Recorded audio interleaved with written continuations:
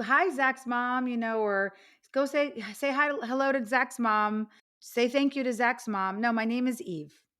My name is Eve. And having my kids understand that and really unpacking what it means to be a full human being with your own name was one of the first unlearnings today I had to do. Hi, this is Danae. I'm the founder of Simple Families. Simple Families is an online community for parents who are seeking a simpler, more intentional life. In this show, we focus on minimalism with kids, positive parenting, family wellness, and decreasing the mental load.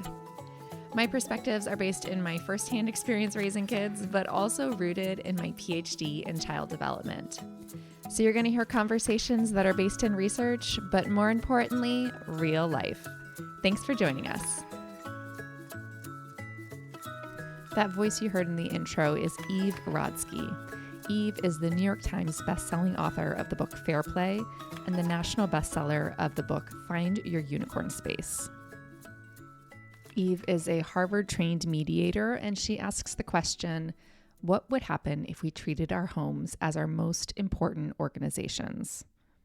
Her goal is to help partners rebalance their domestic workload and reimagine their relationships.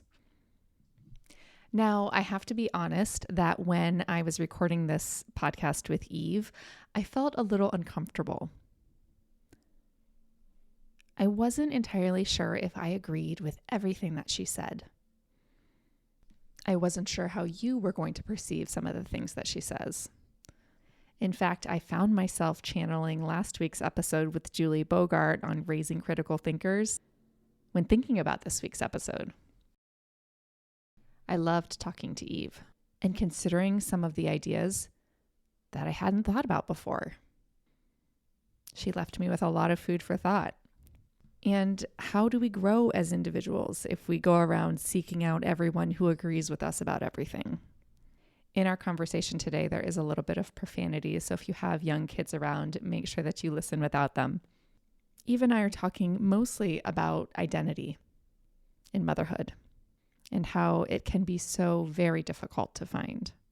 And I think perhaps that's why I felt a little uncomfortable in this conversation, is because I don't feel all that secure in that yet. Maybe I'm still working out what my identity looks like within motherhood.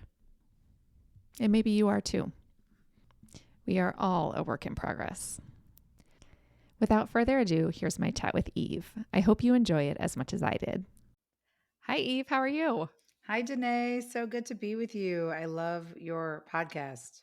Well, I'm glad to have you here. Over the past couple of years, I've had so many people say, you need to get Eve Rodsky on the podcast. So glad to see you. Glad to hear you. Yes. Well, we're on a similar path and same mission, which ultimately I believe is to cure time poverty for women. So I'm happy to be here. Yeah. So tell us what you do. Tell us about your work. Well, I think it's funny because I've been reflecting lately. Like I didn't set out, to be an expert on the gender division of labor. That wasn't, Danae, what was on my third grade. What do you want to be when you grow up board? I think that must have said like astronaut and veterinarian.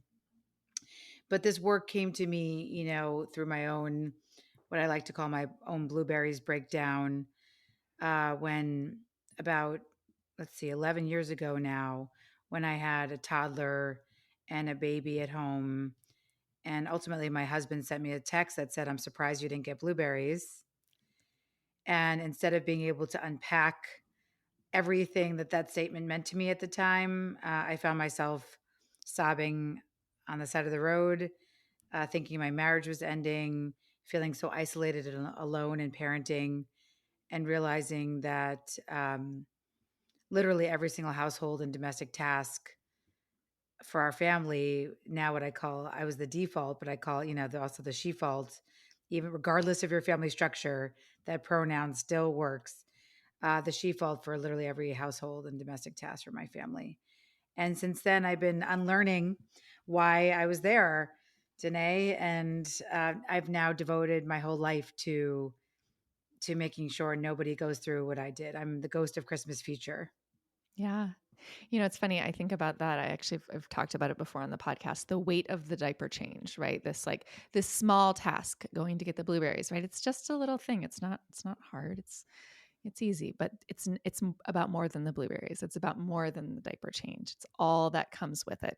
It's that cumulative effect. 100%. And I think the most important thing to realize is that now that we really understand stress, we know that most stressors that affect our mental and physical health are these death by a thousand cuts.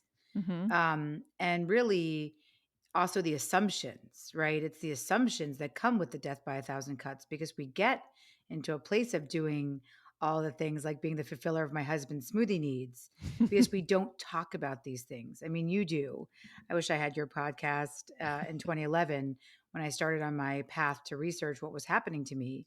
But back then, the term mental load, second shift, emotional labor, these were things that were still incredibly buried. In fact, when I went out with Fair Play in 2016, um, so many editors said to me, "Well, what do you have to complain about? Women are doing great. You're graduating at rates higher than men.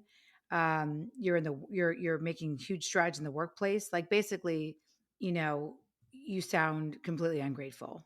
Mm. Oh, by editors. Wow. Yes, yes, by editors. And then a pandemic, right? I feel like that, so I was interviewing for a podcast manager back in February, and I had a call with she was a new mom. A pandemic mom, so had her baby in the pandemic and then was pregnant with her second.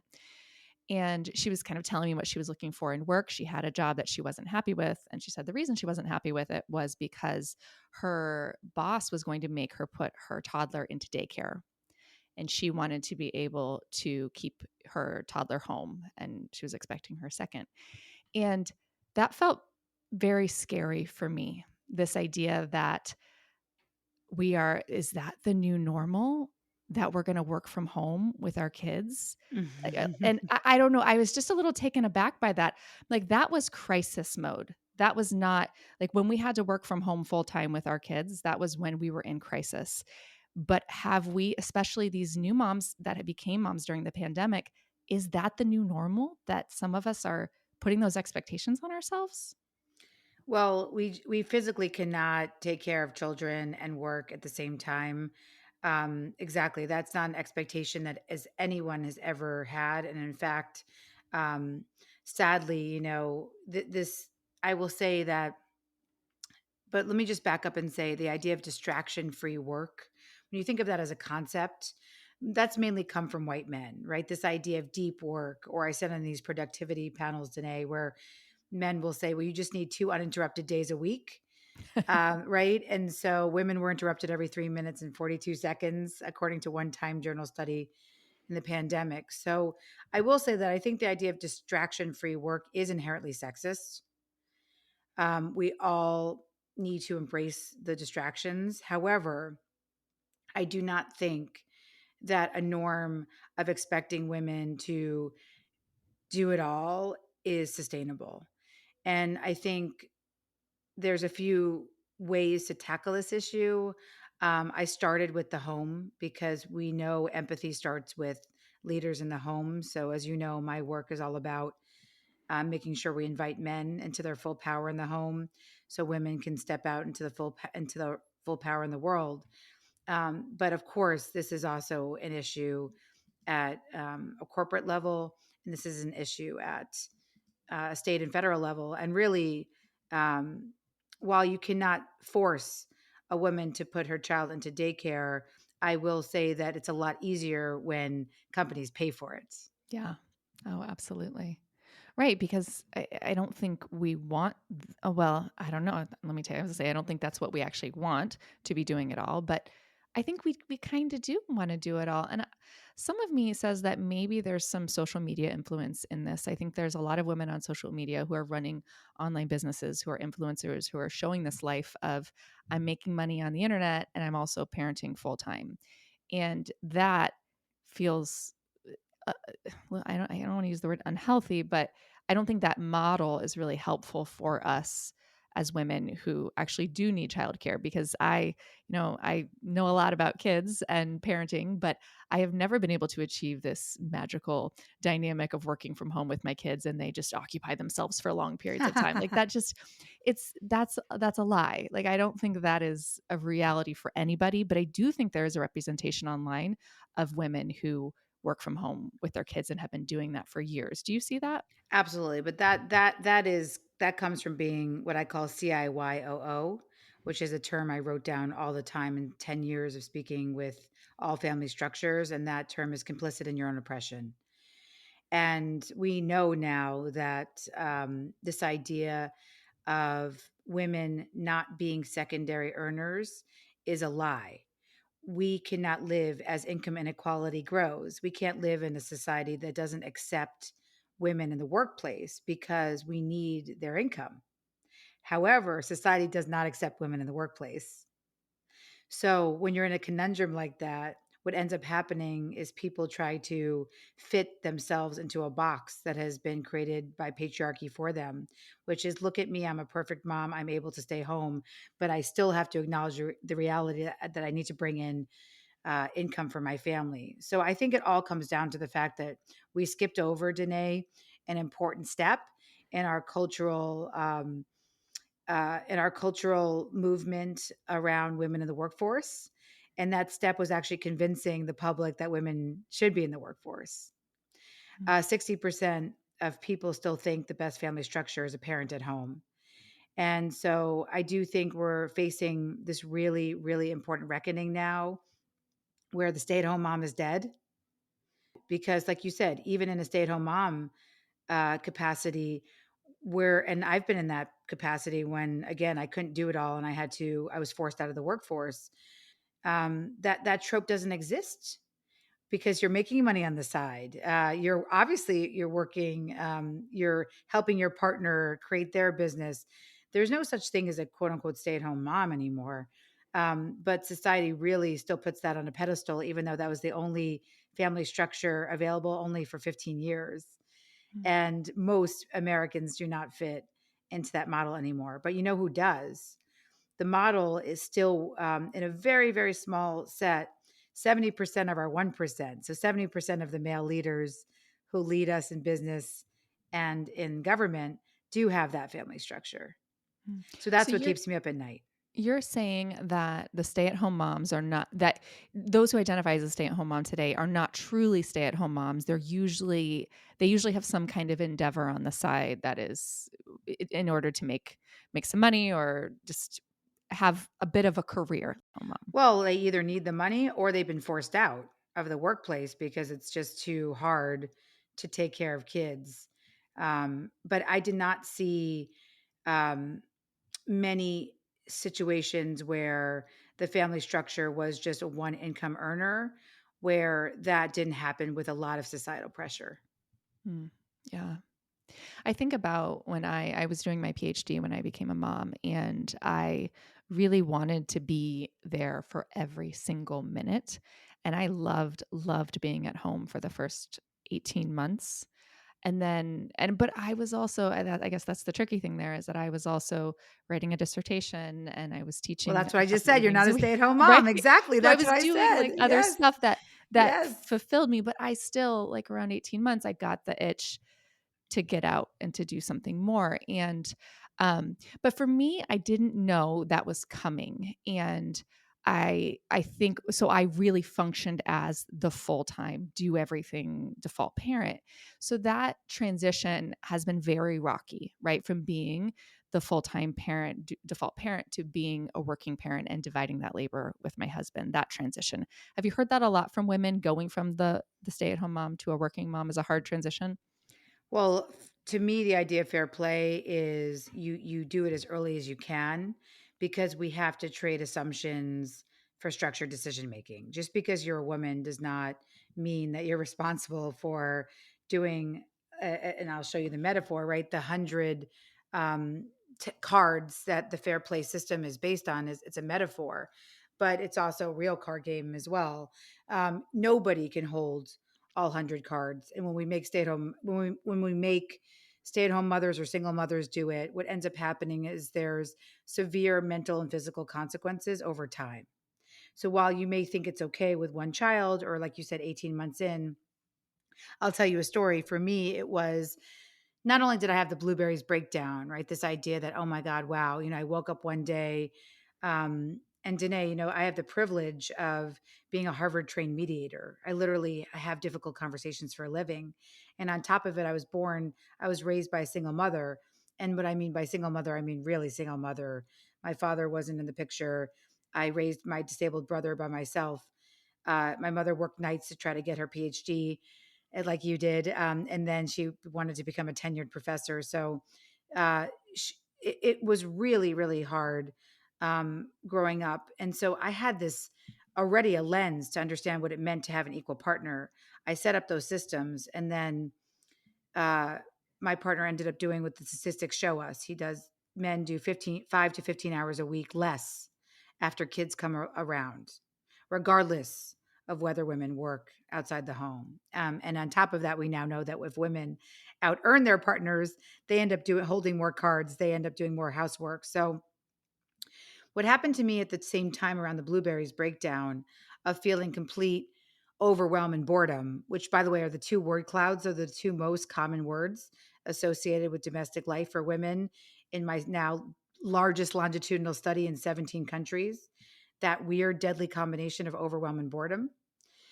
But when I was going through that myself, a really interesting thing happened to me. I remember I was so excited because everybody kept saying, just wait till your kids are in school. So I'm finally, Danae, getting my first son into his toddler transition program. We're at toddler transition welcome day. We're with a preschool teacher and 20 of us. Of course, it's all mothers and a couple of gay fathers looking around. And this teacher says to us, look around. These are the people that are going to support you, because I'd been so isolated and alone and I was desperate for this community.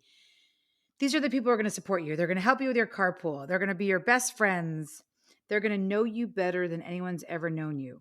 She says that. At the same time, I looked down at my name tag, Danae, and it said Zach's mom. And I remember thinking, these are the people that are going to know me better than anyone's ever known me.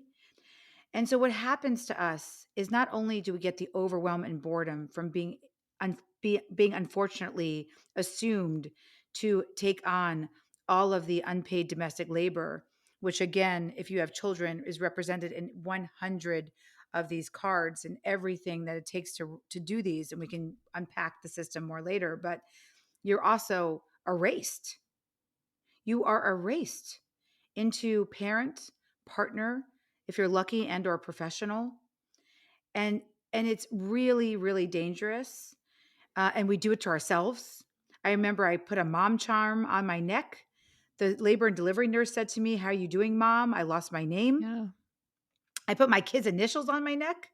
The best day of my life, Danae, was when I took off my kids' initials and I showed it to them and said, I love you. I'm giving this little charm back to each of you.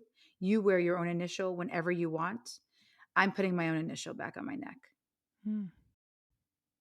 Yeah, being called mom piece is interesting. I think in a hospital sense, when you give birth, it makes sense, right? Because otherwise you would be the patient. So maybe the doctors are referring to you How as about my the name? the mom My and the name's on the baby. board Right. though. How about hi Eve? Right. Yes, I get a name. I get to have a name. Yeah, Yes. no, you're right, but it doesn't stop from there. Never. I think, like, I mean, if you're out in an activity with your kid, you can be like, "Hey, mom." I mean, this happens to me all the time still in settings where it's not necessary. It's just where your name should be used. You're still called mom, and Right. Hi, that's hi Zach's mom, or go say hi hello to Zach's mom.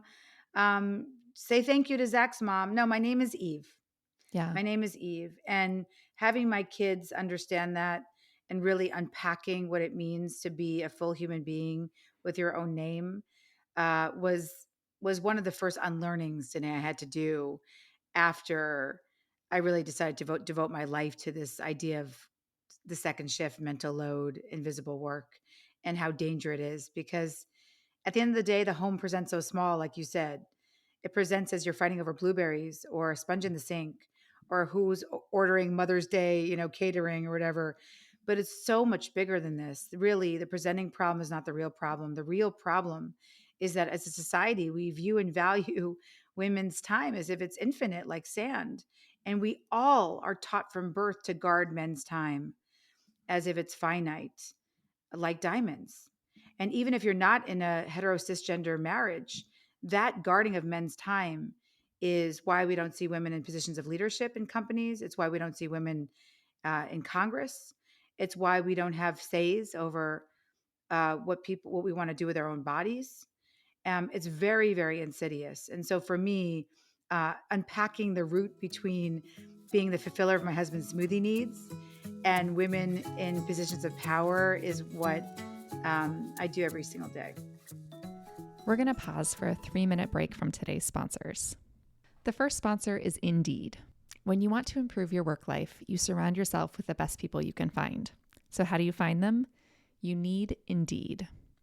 Indeed is the hiring platform where you can attract, interview, and hire all in one place. They keep it simple, which is my favorite thing about them. Instead of spending hours on multiple job sites searching for candidates to find the right skills, Indeed is a powerful hiring partner that can help you do it all. Find great talent faster through time-saving tools like Indeed Instant Match, assessments, and virtual interviews. Sign up for Indeed now and you'll get a $75 credit towards your first sponsored job. Plus, you can earn up to $500 in sponsored job credits with Indeed's virtual interviews. Visit Indeed.com/families to learn more. You can claim your credits at Indeed.com/families. Indeed.com/families. Terms and conditions apply. If you need to hire, you need Indeed. Our second sponsor for today is Faherty. In addition to Faherty sponsoring the podcast, I feel like I'm pretty much a walking advertisement for Faherty right now. I've only purchased 3 new items for my wardrobe this summer, and they've all been from Faherty. I'm especially loving the Vita tie-dye dress. The tie-dye is subtle. It's kind of a beachy blue and white, but it's very flowy and cozy, and definitely one of my favorite things right now. Faherty is a family-run brand. They make high-quality, timeless clothing. Faherty is so confident in the quality of their stuff that they have a lifetime guarantee for quality. They'll replace or fix your clothes forever, no matter what. And right now, Faherty is giving you all 20% off. So head to fahertybrand.com/simple and use the code SIMPLE at checkout to snag 20% off all your new spring staples. That's code SIMPLE at Faherty, FAHERTY, brand.com/simple for 20% off. Fahertybrand.com/simple. Our third and final sponsor for today is Mint Mobile. Big wireless providers forget that families come in all different shapes and sizes. That's why Mint Mobile decided to shake up the wireless industry with their brand new Modern Family plan. Each line starts at just $15 a month, and you only need 2 lines to get started. In addition to just saving money with a company like Mint Mobile, I've heard of a variety of other ways that people are using a low-cost wireless plan like this. Most families don't have a landline anymore. And I've heard from families that have used a plan like this to have an extra phone in a set spot of the house for emergencies. You always know it's there, always accessible to any person in your family. So if there was an emergency, you don't have to go looking for it. To get your new wireless plan for just $15 a month, including the Modern Family plan, go to mintmobile.com/simple.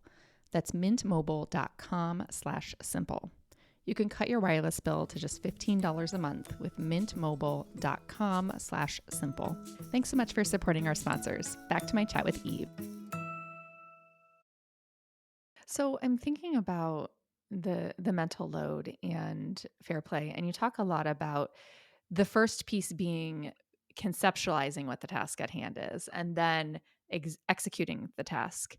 And I think that one thing I know many of us fall victim to is this really wanting everything to be perfect for our kids. And I'll give you an example of how I fell into this recently. Summer camp. So this is a very privileged conversation. I'm very privileged to be able to have a choice of where I send my kids to summer camp. But when I thought about summer camp, I really thought hard about it. So my kids go to independent schools and we live in a community where most of the kids go to the public school. So I was like, I don't want to put them in the town camp because they're not going to know anybody. Everybody else is already going to know each other. So I'll put them in another camp that's maybe 10 miles down the road. So they're still kind of close to people, but not too close.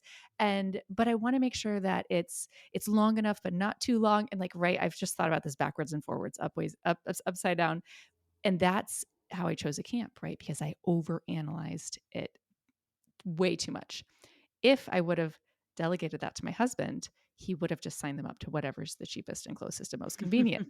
So, right, this like letting go of my overanalyzing is necessary in order to delegate. Is that what you find? What do you think? Well, first, I think we have to go back. Tell me about your own summer camp experience. What do you remember I about had no summers? summer camp. Right. So, There what do was you no remember summer about your camp. summers? I did nothing. But I also had a mom who was home, so I had supervision. But I rode my bikes around the neighborhood, and I can't do that with my kids, right? They're just, Do you remember thinking it would have been nice for yourself to go to camp? Like, is that something that you think you would have liked to have done? Or did yeah, other kids do that? I really wanted to go to sleepaway camp. I always did, but it was way too expensive. But I never went to any. I don't think I really ever went to any kind of camp. What But about your husband? um, he didn't. I don't think he did either. No. But you see how you say, "I don't think"? So that's what I Yeah. was hoping to get you Yeah. at. I was hoping you would tell me that you've never had a discussion about where What he where did. where Yeah. where where you came from in these issues. Because what fair play is about more than just delegating tasks. It's about building your deck together based on your shared values and memories. And so I'll give you an example.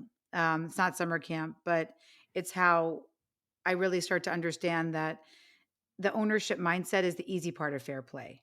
Fair play is based on a system where when you're doing extracurricular sports, you're the one signing your kid up and like you said, serving them for what sports they want to play, getting on Hmm. the carpool text chain, ordering the stuff from Amazon, returning it when it doesn't fit, and also getting them to the little league field with a Yeah. helmet and water, right? Yeah. That's the ownership mindset of extracurricular sports. When Seth took that on, that relieve me of 7 hours of my week. But I never would have trusted him, quote unquote, to take it on unless we had a full and deep conversation about why. Why do we even want our kids in extracurricular sports? Is it because we want them to be close to their friends, to make summer relationships with people they don't know? Is it because we care about hand or eye coordination? Do we care about having the benefit of a team? And when we could do that, and I sat down and said to Seth, I don't really give a shit if they play sports at all because I never played a sport. I was a latchkey kid, like you said. We didn't have camps or opportunities or even teams. I mean, that was Hmm. it. We had there's no teams in PS40 or even Stuyvesant. I went to a high school where our mascot was called the Peg Legs. He was, disabled man like that. We didn't really prioritize I hope that's sports. been changed. Yeah, and it's still called the Peg Legs. Oh, wow. But Seth was he got a scholarship to college because of um, extracurricular sports. His whole life was defined by sports. He believes it's the most important thing to keep boys from whatever other distracted bad behaviors. It was everything to him, and so. And then I had to say to Seth, well, are we going to be reliving your unfulfilled dreams through our kids? Is this what they want? These become really important conversations, even around garbage. What I realized was when Seth took over garbage, which is what fair play is about, right? Putting the garbage liner back in and taking the garbage bins out down to the street, Danae, it was not working because I was his garbage shadow until finally I realized that what fair play was missing when I was able to develop this ownership mindset, it was missing these conversations about where do we come from?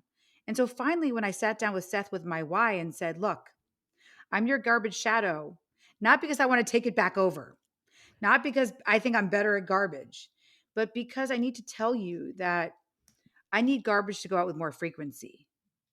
I need garbage to go out once a day where I can rely on you to take out the garbage because when I see a banana peel peeking out over the bin, Seth, I'm a latchkey kid again. What you don't know about me is that my brother Josh, he knows him. When he would go to bed, he'd ask for water. We'd be alone. I had a cockroach and water bug routine where I'd walk into our kitchen, I'd close my eyes, I'd wait 3 seconds to turn the light on to get the water for my brother until all the cockroaches and water bugs scattered. And then I walked into the kitchen. That cockroach and water bug routine, Seth never even knew about me. And what I didn't know about him was that he slept on pizza boxes in his fraternity, that he didn't care about garbage because he had a housekeeper. So does that mean I take it back over because I care more? No, it just meant that he now understands why this idea of a minimum standard of care, garbage going out every single day, means so much to me. And it was literally like Moses parting the Red Sea, Danae. It was the first time in my life where consistently garbage went out. But it required that investment in those conversations. We never ask, hey, what was your life like about garbage? What was your life like about summer camp? We think we know our partners so well, but we actually don't know them that well at all. We don't know their stories. Yeah. Yeah, I see that recently. I had an example kind of like that where my husband gets our daughter up in the morning. I get up with our son, get him on the bus. She goes to school later, so he gets her up. And I've been in this habit all year since she started kindergarten in the fall of calling and being like, "Hey, David, can you get her up? Can you come down? Can you get her up?" And then I was like an alarm clock, like literally like a snooze button that he didn't even have to push. I just, rang out every like 3 minutes, reminding him to get up. And finally, I said to him, I was like, I cannot be your alarm clock anymore. This was just like Mm-hmm. last week. I cannot be Mm-hmm. your alarm clock anymore. You can set your own alarm clock and get her up. And if she doesn't get up and she doesn't get to school on time, then you'll probably just have to drive her. Carry through the If she mistake. misses the Exactly. bus, Yep. then you're going to need to drive her. And I didn't mean it like in a threatening way. I'm like, this is going to be the natural consequences. Just that if you don't do it when it needs to be done, then you have the natural consequence of driving her to school. And he was totally okay with it. He was like, okay, that sounds good. Let's do that.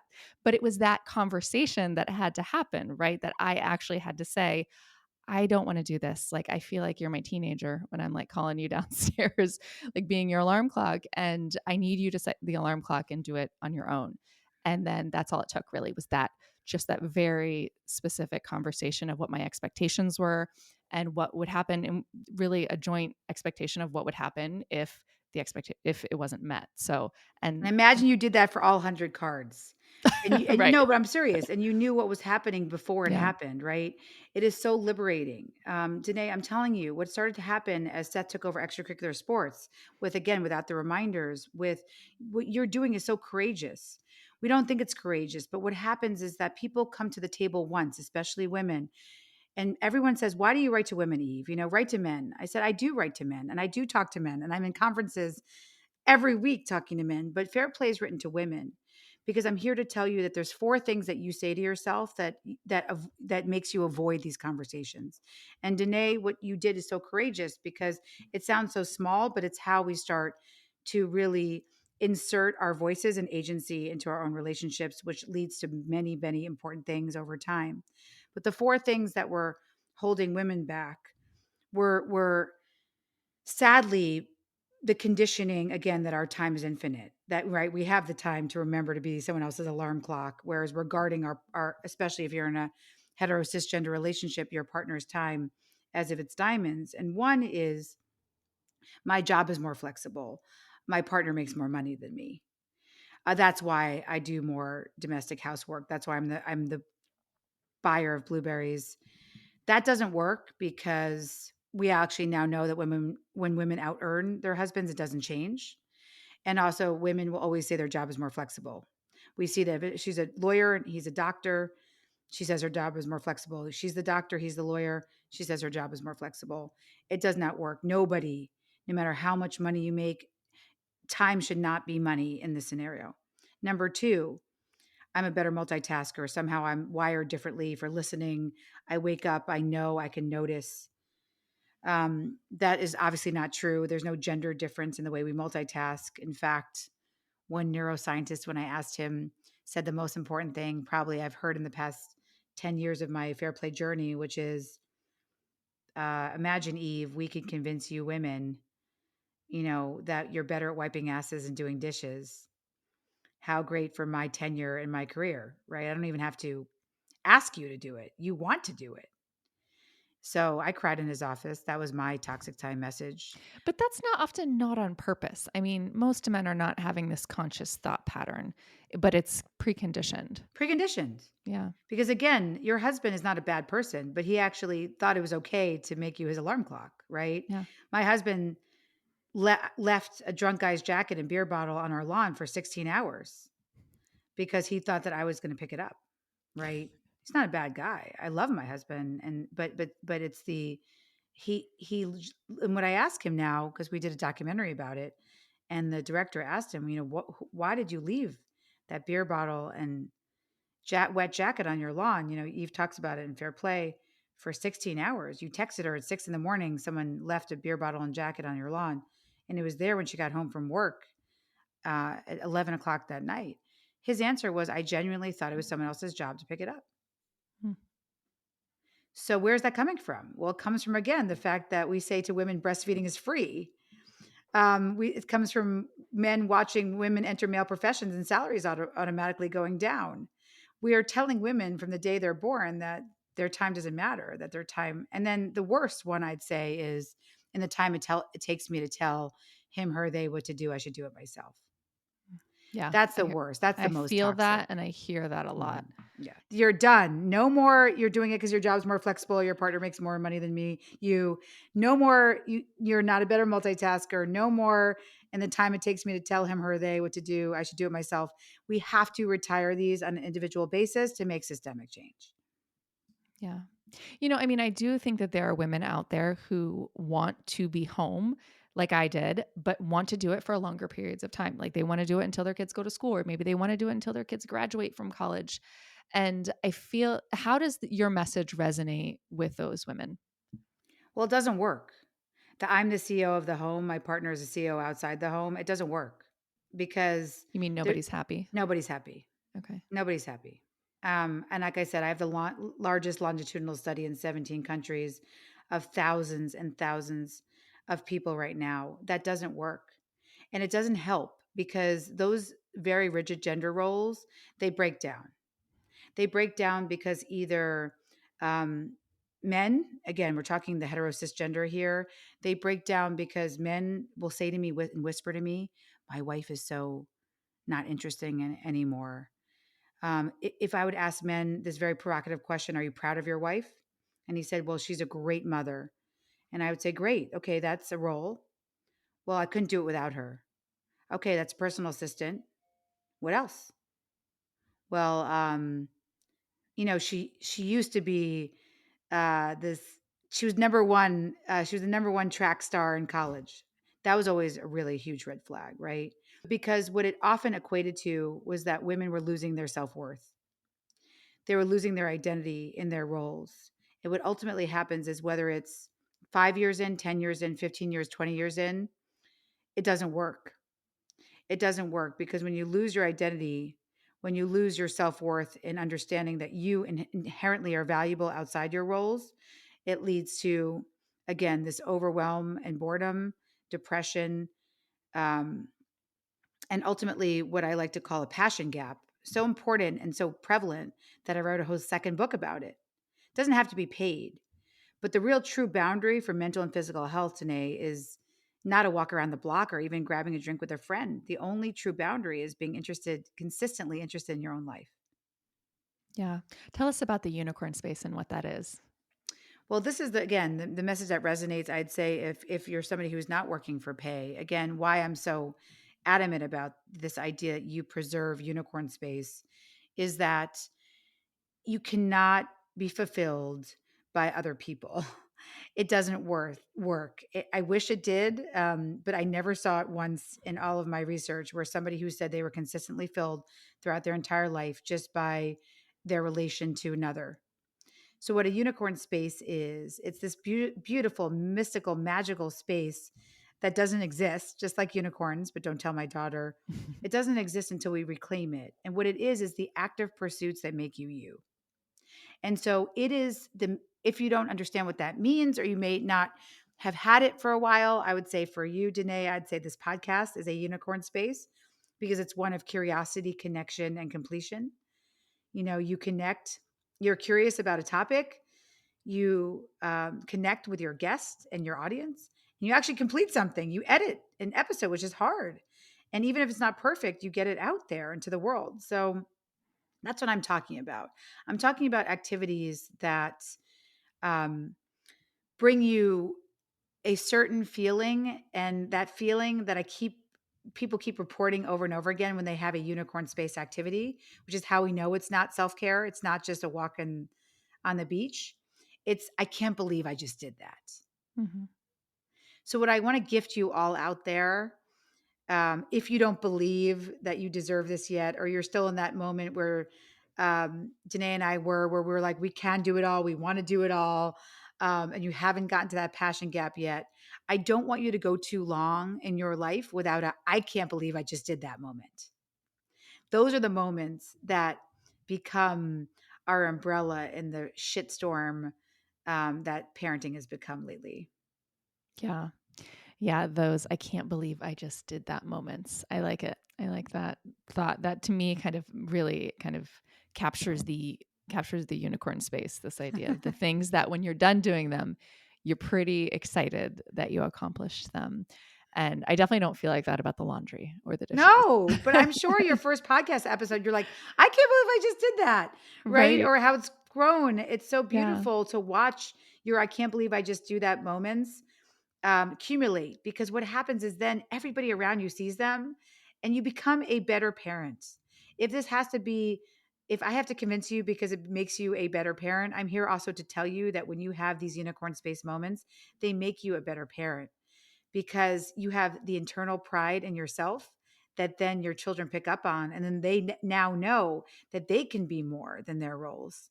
And in a society where we value overwork, again, and being a parent and a partner and a professional, and by professional, I mean anybody who works for pay or who works in the home on repeat, this idea that you can interrupt it and care about your own dreams is very powerful. I talk to kids all the time whose parents have gone back to unicorn space activities, like this one stay-at-home mom who at 65 is now the top race car driver, What? and one That's of the top race car amazing. drivers in the world because she started to race cars across Mexico at 56. That's cool. Her kids talk about the power in seeing her in relation to them versus the power in seeing her as a full human being and what that's done for their lives. Mm, wow, that's fascinating. I'm like my brain is kind of my wheels are spinning about my unicorn space Yes. now, and I'm thinking about so here's a complicated one. So my kids play they do Suzuki, which is music lessons, Oh, and my daughter cool. plays the violin and my son plays the cello. But part of Suzuki is there has to be a Suzuki parent. And I'm the Suzuki parent, which means I go to all the practices and I am supposed to be playing with them. So I have to get my own violin and Oh cello, my which God. I just got. And I've actually secretly always wanted to play the cello. This has been like years and years of like, I've always wanted to play. So I just got my cello 2 weeks ago and I've barely opened it up. Like I just got it tuned. And I am kind of terrified because I just want to be perfect at it. And that's a huge barrier. So I'm like, is this well, first of all, I'm kind of doing it for my kids because I kind of have to do it, but I always kind of wanted to do it. But like how do we find the unicorn space for something like that? Things like maybe you wish you always did it and then you start doing it and like, oh, this is actually really hard. Yes. Well, first of all, yes, I think this is absolutely because the beauty of a unicorn space, it doesn't have, that's why I hate the word passion or hobby. Yeah. Hobby connotes in frequency, passion connotes it has to be the only thing you ever do. Hmm. My friend Renee, as much as I love her and she's the best, she will tell you she did not know she wanted to be a race car driver until 56 when she's like, I've been an object at rest for so long, I have a need for speed. So I will say absolutely cello is a unicorn space because you're curious about how to play, you're Yeah. connecting with others, including your children, and I would argue eventually a recital because Hmm. sharing with the world is part of unicorn space. Again, that's why it's not self-care. And then the completion of that recital will be an I can't believe I just did that moment for you, no matter how bad it or good, quote unquote, you think it is. But let me tell you something about what I found about unicorn space. And this is gendered. Men were so much better at verbifying their life. So what I mean by that is the same way I have the fair play cards, I have a prototype of these unicorn space cards and music. We'll pull music out. That's yours that right now. Men were so much more likely in my research to say, I play music, as opposed to saying I'm a musician, or saying, this is an art piece I did, as opposed to I'm an artist. Women are stuck in the nouns. I have to be a Yeah. musician. I have to be an artist. I can't call myself an I can't, artist until I dot, have to dot, be a dot. writer, right? Yeah. No, you are a person who plays cello. We're verbifying your life right now. You are a person who plays cello. You're a person who's practicing cello. That's who you are, and that's okay. And so, in the curiosity, connection, and completion framework of unicorn space, I actually thought we'd be stuck in the beginning, Danae, like we said, like the passion gap, the women who maybe get, as I was, so into the weeds of the cards that I lost myself. But actually, I was surprised that even more people identified with the last, like you said, the last C as being the hardest. This idea of what does completion mean? Hmm. If I take a cello out and I never practice, was that a unicorn space? Because at least I tried. Wrestling with what completion is. And so if we know that completion is not perfection, and if you can start saying to yourself, my unicorn space is playing cello, practicing cello, then a completion is just a practice. A Yeah. completion is just learning one, going back to looking at how to read music again and to say, oh, yeah, I remember from a kid, it was every good boy does fine or whatever it was. I can't Hmm. remember now. But this idea of how to read sheet music or practicing just one note for the day, completion can mean a lot more beautiful things than perfection. Yeah. So let's talk about something that I think stands in the way of unicorn space, which is doom scrolling. Yes, yes. And time sort of, I hate to use the word wasted, but time wasted online doing things that don't fill up our cups. And I think all moms have spent some time hiding in the bathroom scrolling on their Yes, yes. phones.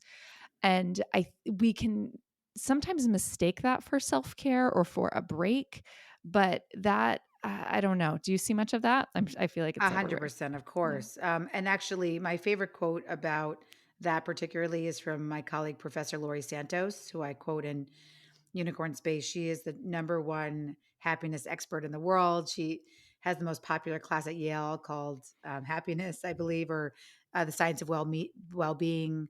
But what she says is make your leisure time nutritious. Mm, I like that. And I think about that all the time, right? This idea that unicorn space is inherently a nutritious activity because it has, by nature, it has curiosity, connection, and completion in it. And we know a creative life is a connected life, and we know a creative life leads to mental and physical health. Doom scrolling doesn't do that, obviously. Emotional eating doesn't do that, which was my coping mechanism during the pandemic. Those things are called hedonic well-being. And hedonic well-being, while yeah, of course, like dancing on a table in a nightclub. My husband started in the nightclub business. Hedonic well-being, like I'm all for it. I I I get it. My friends love edibles. I did way too many drugs when I was 13 and 14 to continue after that. So I am sober in that way. But people have lots of coping mechanisms, and I get it. However, the eudaimonic well-being, what we're talking about here with this idea of I can't believe I just did that moments. Hedonic well-being the next morning often leads to I can't believe I just did that, right? It's Hmm. that feeling as opposed to I can't believe I just did that. So the Mm, more you can get on the I can't believe I just did that side of things, yeah. you know that that's an investment in your mental and physical health. Yeah. Well, I mean, when you first said that, I can't believe I just did that. The first moment that popped up for me was when I ran a half marathon. Yay. See, that's And like nutritious that leisure was time. yeah, and Exactly. it was one. It was just one, but for me, I am not a runner. I am not athletic. So if I do Wait, we something have to like that, pause on it's a that for a big second. deal. Just one. Okay. No, just one is that is a completion, a It really was. important Yes. completion. Just one is what we do when we are type A perfectionist women. Yeah. We say, okay, well, that was just one. No, And what did I that just we do? I are just said I'm not a runner. I just right. made You myself did, but but why we're yeah. doing that? Not to obviously shame you, but to tell No, your it's true. listeners, how important it is that even people, again with PhDs, who do this for a living, also often we do this to ourselves. Yeah. Any marathon, your whole life, that's it. I can't believe I just did that moment, and I want you to hold that. And by the way, the just one. The only thing I'll say about why that is important is not because I would say to you, that is not a completion. It's a very important unicorn space completion. However, we now know that I can't believe I just did that moments. They are our shield for, like I said, for the sort of shitstorm of the Yeah. overwhelm and the boredom. However, they don't last forever, right? That dopamine hit doesn't last forever. So that's why the active pursuit is important. Yeah. It's why people who go for the gold medal afterwards, they end up in a lot of hedonic well-being because they're Mm. looking to numb themselves because Hmm. they feel like they can't recreate the excellence. And so I would draw from one of my interviews with the man who found the Titanic, Danae, and he said to me, because I said to him, "Well, what do you do after that? Right? Do you enter like lifelong depression because you did the thing that you said you were going to do from 5 years Yeah. old, and you found the Titanic, and you entered the army to be an oceanographer, and you got the boat and the funding, and you did it." And he said, "Look, if you are excellent at something, which we all are, and you're not anymore at say like cello, what happens, you can look at yourself as, well, I'll never be as excellent as I was at X, or you can look at it as, I was excellent in this, in finding the Titanic, and so for now the rest of my life I have permission to fail." Mm. I've ever since I interviewed him, that one piece of advice has really been one that's changed how I look at everything. I have been excellent in many things. I graduated Harvard Law School. I completed 2 bars. I was the top at my field. But it's okay for the rest of my life now to fail. And activism work often feels like you're failing because you're one step forward, 2 steps back. But that's okay. If one person resonates with my message, I look at it as a completion, as a success. Yeah. So that's how I feel about your cello. Yeah. Fail the rest of your life at cello. It's because you're excellent at so many other things. You're right, and I actually think that there are opportunities for our kids to use this. I can't believe I just did that moment too. Something we do at least once a year is there's a small mountain near our house, and we've been doing this since our kids are 3 and 4. And we take that and we climb it straight up for like a Wow. mile, and it's hard for kids. It's hard. I mean, for me, it's hard too. But at the end, that's exactly what they have. I can't believe I just did that. And then we use it as a reference point. So, like when homework is hard or something, it's like, remember you climbed that Yeah. mountain? You can do Yeah. hard things. And like, but that I never thought about going to those moments for myself, right? Like finding the hard things that I did, the accomplishments that I had, and relating those as reference points, like what you did, like what else can you do? Or what else can you fail at? And Right. life Right. goes Because you were on, already right? excellent. Yeah. You're already excellent. So now you can give pers- yourself permission not to be excellent anymore, or to at least understand it's an active pursuit towards whatever you believe completion is, replacing that word excellence with completion. Yeah. That's been very helpful. And a lot of ways, fair play wasn't the end for me. And so understanding that I could do this in a series, the same way your podcast is in a series. Maybe you can't capture everything in one episode, but you can do it over time. People know you over time and your philosophy over time.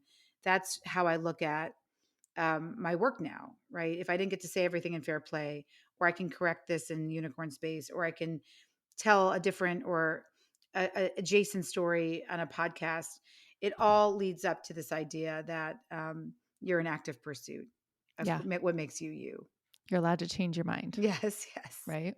Which sometimes it feels hard, especially when we have people outside of us who are reminding us of, you said this, but you said this. And, Yeah, 100%. Or things you change. said you wanted to be a mother. It's your choice, or it's on you.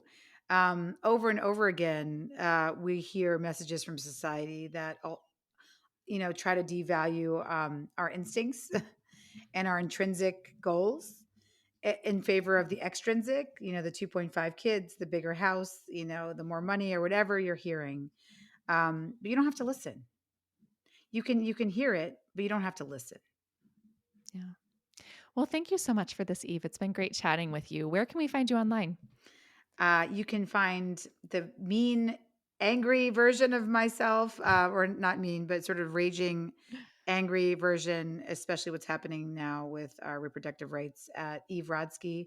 And then everything related to the system. If you're interested in how to play, how to enter the conversation, what entry points to do a Danae conversation about morning routine, those types of conversations, we have a lot of tools on fairplaylife.com and at our Instagram, Fair Play Life. Great. Well, thank you so much. I'll put all those links in the show notes too. Thanks so much for tuning in. I hope you enjoyed my chat with Eve. To get more information about her books and to get in touch with her, you're going to find all the links in the show notes at simplefamilies.com/episode 314. When you have a moment, leave a rating or review for this show on Apple Podcasts. I greatly appreciate your support. Thanks for tuning in and have a good one.